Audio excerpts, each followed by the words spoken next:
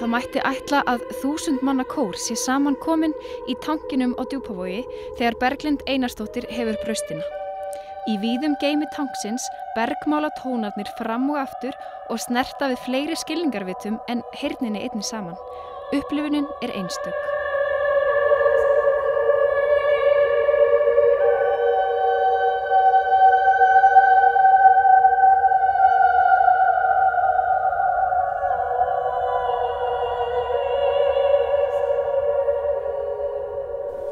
Þessi tankur var hérna tómur og hreinn. Hann var hreinsaður fyrir nokkrum árum.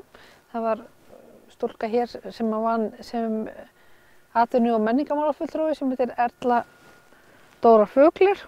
Henni datt þetta í hug að hreinsa tankinn og sjálfur hún söngkona og hérna átti að segja á því að hér er mjög góður hljómur. Þannig ég greip bara boltann og nýtti mér þetta. Ferðamenn sem koma á svæðið hafa tækifæri til þess að upplifa þetta söng frá þér hérna í tankinum. Hvernig viðbrögð færðu frá ferðamönnum? Ég fæ ótrúlega góð viðbrögð.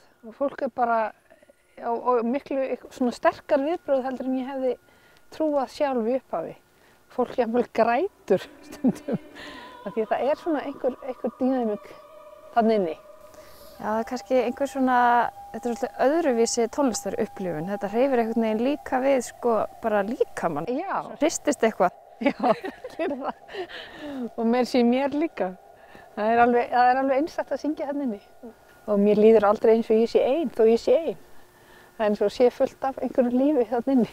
Já, þetta er svolítið eins og svona 1000 manna kór bara. Já, það er það. Einnar konu 1000 manna kór. Já, einnar konu 1000 manna kór, já. Söngurinn í tankinum er bara eitt af því sem Berglind býður upp á hjá Adventura, ferðaþjónustu fyrirtæki sínu. Við byrjuðum bara með því að opna okkar heimili og vera með lítið gistiheimili þar. Og þar erum við að einblína á að vera með svona upplifun. Gestir koma og eins og segi dvelja á mínu heimili og okkar. Þeim stendur líka til boða að snæða með okkur kvöldverð. Þetta er svona upplifunar ferðamennska sem er svo í tísku núna. Já. Og svo erum við með líka ferðaskrifstofuleyfi og það koma mikið af skemmtiferðaskipum bara hérna inn í víkina og flestir fóru í burtu á Jökulsárlóni eða inn í dalina eða eitthvað slíkt og við vildum hafa eitthvað í boði fyrir okkar gesti hér. Þannig að þá fórum við að vera með ferðir og mestmegnis gönguferðir hérna í nágrenni Djúpavogs.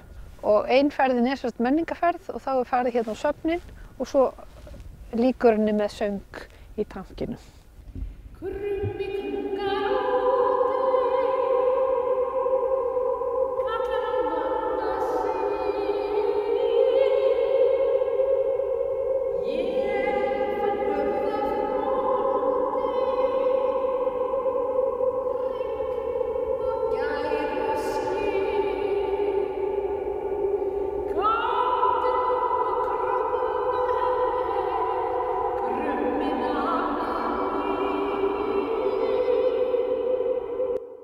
Kynnist þið fólki vel þegar þið koma til ykkar? Við gerum það, við kynnumst þeim ansi vel og sem er mjög skemmtilegt og þetta er ekkert síður áhugavert fyrir okkur að við lærum matarsiði og venjur annarra landa og þau læra af okkur og við lærum af þeim.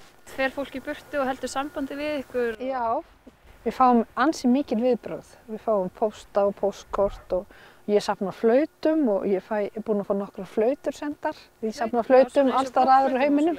Já, þetta er svona minjagripir. Ég held að sé 121 og það er voða gaman þegar fólk sendir mér flautu frá sínu heimalandi til dæmis. Það hljómar vel. Hefur prófað þér allar inn í tankinum?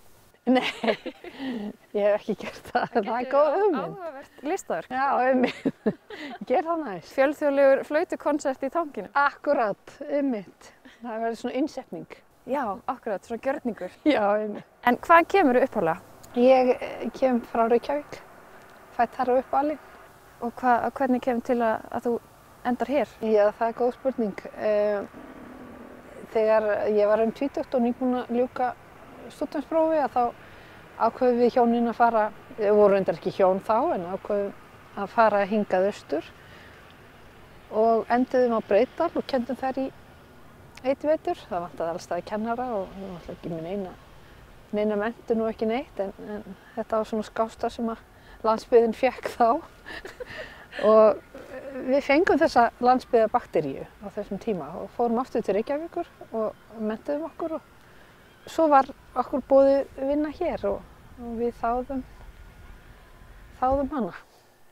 Og hér erum við. Já, og ætlið ekkert að fara neitt af? Nei, við erum búin að byggja ykkur hús hérna rétt fyrir utan. Og já, ég sé ekki fram á það. Við förum neitt. Við tókum reyndar eina U-beygju hérna 2067 og fórum þá til Kína. Það er aldrei þessi U-beygja? Já, það var U-beygja. Þannig að getur vel verið að við tökum ykkur svona U-beygjur aftur en við endum örugglega hér. Guð lofar.